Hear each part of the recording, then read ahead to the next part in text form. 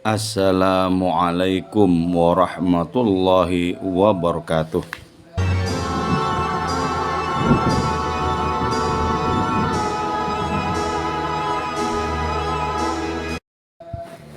Saudara-saudaraku yang budiman, rahmatullah alaikum ajmain. Alhamdulillah kita bisa berjumpa kembali dalam pembacaan serial kisah para sufi. Pada kesempatan kali ini saya akan membacakan biografi singkat seorang sufi bernama Syekh Ahmad bin Abul Hawari.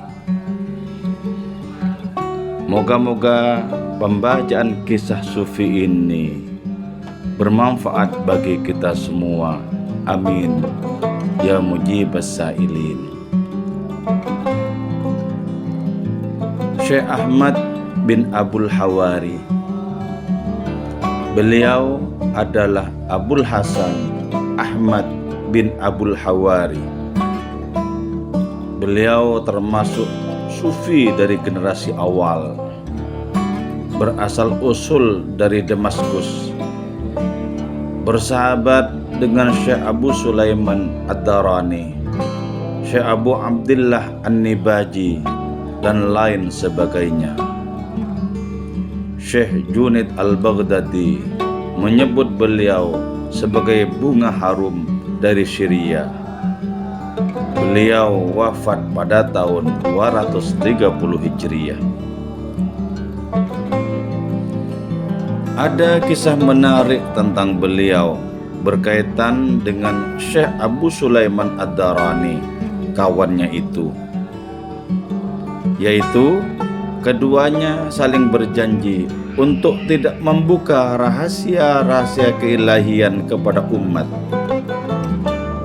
Mereka berdua berjanji untuk senantiasa mematuhi apa yang sudah ditentukan bersama itu.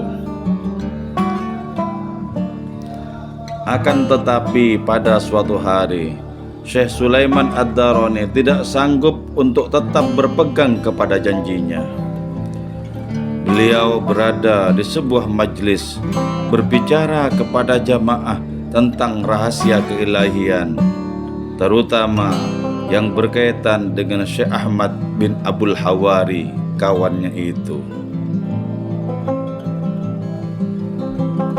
Saat itu juga orang yang dibicarakan itu datang ke majelis Syekh Abu Sulaiman Ad-Darani. Beliau terkejut. "Tungku perapian menyala, apa yang kau katakan?"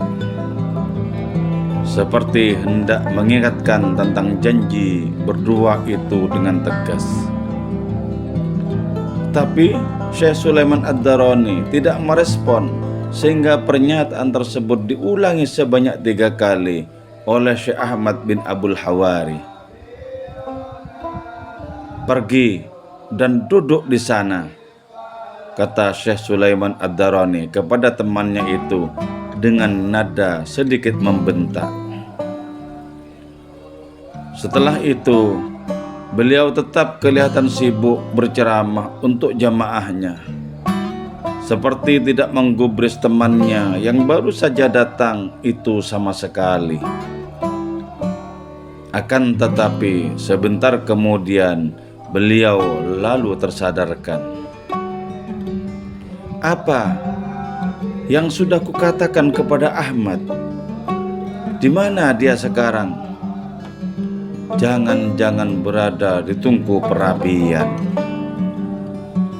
Seketika beberapa orang dari jamaah tersebut mencari Syekh Ahmad bin Abul Hawari, dan betul beliau ditemukan di tengah tungku perapian yang sangat panas dan menyala. Dan anehnya, tidak ditemukan pada diri beliau sehelai bulu kuduk pun yang terbakar. Memang beliau menekuni jalan rohani yang sedemikian ketatnya, tidak memberikan peluang kepada hatinya walaupun secercah untuk lalai untuk gandrung kepada segala kesenangan duniawi, juga untuk tertarik kepada berbagai macam bujuk rayu apapun selain hadiratnya. Sampai-sampai di dalam sebuah ungkapannya, beliau menyatakan bahwa dunia ini adalah tempat sampah dan tempat berkumpulnya anjing-anjing. Dan yang lebih hina lagi dari anjing-anjing adalah orang yang mencintai dunia dengan sepenuhnya. Karena anjing-anjing itu mengambil makanan hanya yang sesuai dengan kebutuhan mereka, setelah itu pergi. Sementara orang-orang yang mencintai dunia dengan sepenuh hati tidak akan menyingkir darinya hingga ajal tiba kepada mereka. Tentu saja kita telah memahami dengan benar bahwa dunia sebagai tempat sampah itu tertuju kepada orang yang menjadikan dunia fana ini sebagai segala-galanya, sebagai tujuan bagi hidup dan matinya, bukan sebagai sarana semata untuk mengukir reputasi rohani yang indah dan cemerlang, baik dalam konteks transendental maupun horizontal.